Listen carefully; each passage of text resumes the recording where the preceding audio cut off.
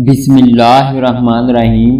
اللہ تعالیٰ کی مخلوقات اس قدر زیادہ ہیں جن کا شمار بھی نہیں کیا جا سکتا، مگر تمام مخلوقات میں سے ایک بھی کوئی ایسا جاندار نہیں جسے اللہ تعالیٰ نے بغیر کسی حکمت یا مقصد کے پیدا فرمایا ہو۔ اللہ تعالیٰ نے سور یعنی خنزیر کو کب اور کیوں پیدا فرمایا؟ سور جسے خنزیر بھی کہا جاتا ہے یہ بھی خدا کی مخلوق ہے، مگر اللہ تعالیٰ نے خنزیر کو غلیظ اور حرام جانور کہا۔ اب یہ سوال پیدا ہوتا ہے کہ جب اللہ تعالیٰ نے سور کو خود پیدا فرمایا ہے تو پھر اسے غلیظ اور حرام جانور کیوں قرار دیا ہے؟ اس کے پیچھے خدا کی کون سی حکمت پوشیدہ ہے؟ اللہ تعالیٰ نے خنزیر کا ذکر قرآن کریم میں 4 مرتبہ فرمایا ہے۔ قرآن کریم میں اللہ تعالیٰ نے سور یعنی خنزیر کا نام لے کر اس کو حرام ارشاد فرمایا اور اس کا گوشت کھانے سے منع فرمایا ہے۔ کسی اور جانور کا نام لے کر اسے حرام نہیں کہا گیا۔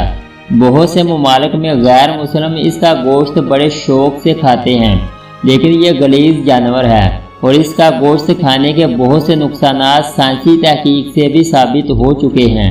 سائنسی تحقیق کے مطابق سور کا گوشت کھانا انسانی صحت کے لیے انتہائی خطرناک ہے اور یہ جانور انتہائی ذلیل اور گندا ہے، کیونکہ سور اپنی مادہ کا دوسرے نر سے ملاپ کروا کر خوشی محسوس کرتا ہے، جو کہ باقی جانوروں میں نہیں دیکھا گیا۔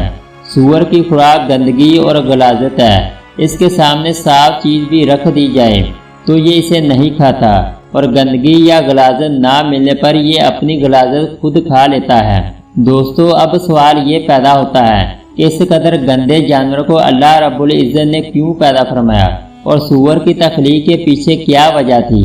حضرت عبداللہ بن عباس رضی اللہ تعالیٰ عنہ نے ایک حدیث مبارکہ کو روایت کرتے ہوئے فرمایا کہ جب حضرت عیسیٰ ابن مریم علیہ السلام کے حواریوں نے آپ علیہ السلام سے کہا، اے عیسیٰ علیہ السلام، آپ ہمارے لیے کسی ایسے انسان کو زندہ فرما دیجئے جو ہمیں حضرت نوح علیہ السلام کی کشتی کے متعلق درست معلومات فراہم کر سکے، تو حضرت عیسیٰ علیہ السلام نے تھوڑی سی مٹی کو اٹھایا اور فرمایا کہ یہ مٹی حام بن نوح کی مٹی ہے۔ پھر آپ علیہ السلام نے اس مٹی پر اپنا عصا مارا تو ایک بوڑھا شخص اٹھ کھڑا ہوا۔ جب اسے کشتی نوح کے بارے میں سوال کیا تو اس بوڑھے شخص نے بتایا، حضرت نوح علیہ السلام کی کشتی 1200 گز لمبی اور 600 گز چوڑی تھی۔ اس میں 3 منزلیں تھیں۔ پہلی منزل میں حضرت نوح علیہ السلام اور تمام جانور موجود تھے، دوسری منزل میں انسان تھے اور تیسری منزل میں پرندے تھے۔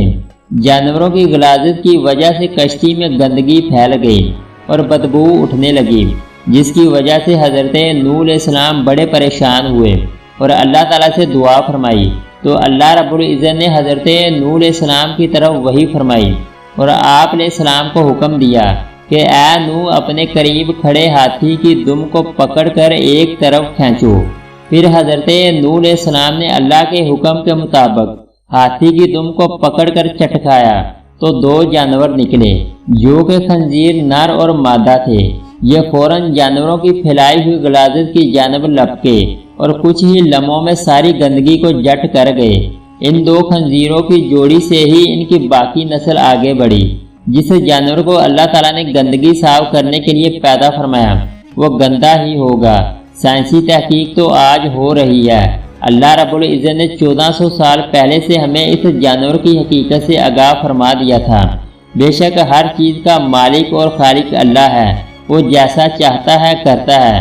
ہمیں ہر صورت اس کے احکامات پر سر تسلیم خم کرنا پڑے گا، اسی میں ہماری دنیا اور آخرت کی بھلائی ہے۔ اگر آپ کو ہماری ویڈیو اچھی لگے تو اس کو لائک اور سبسکرائب کر دیں۔